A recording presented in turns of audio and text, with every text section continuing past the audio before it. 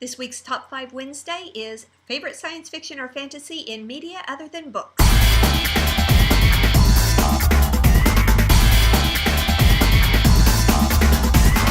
Hey guys, welcome back to Book Your Imagination. My name is Anne.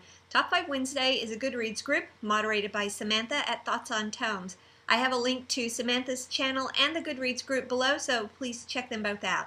This week's topic is your top 5 favorite science fiction or fantasy that is in a media other than books.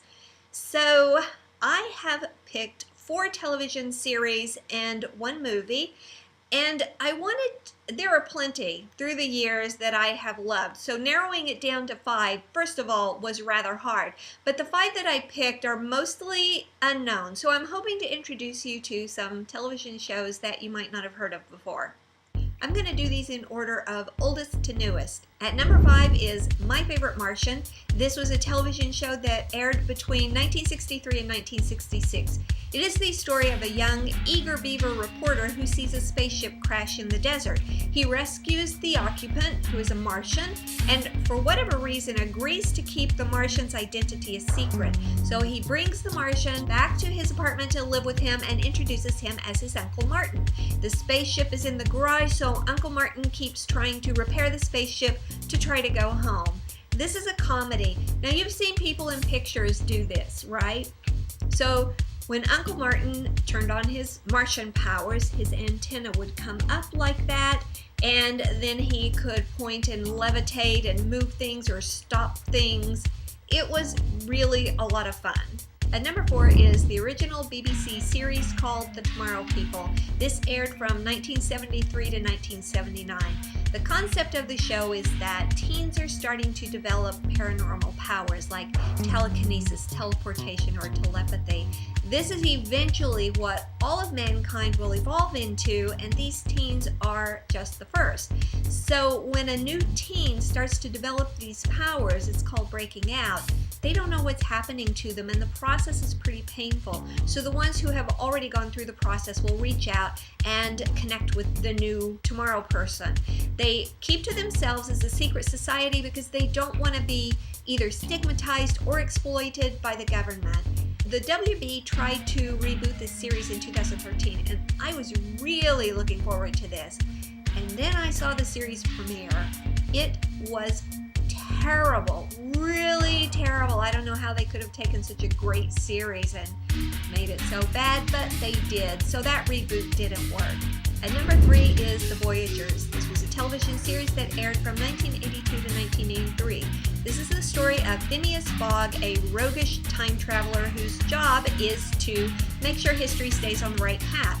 His Omni, which is his time-traveling device, is only supposed to go as far in the future as 1970, but it malfunctions and he finds himself in 1982 in a 9-year-old boy's bedroom in a high-rise building. The 9-year-old named Jeffrey is a precocious history buff. Jeffrey's dog grabs Fogg's history guide. Jeffrey tries to pull it back, but he loses his grip and he falls out the window of the high-rise. Bog jumps out after him to save him and then activates the Omni to save them both. So now they are both time travelers.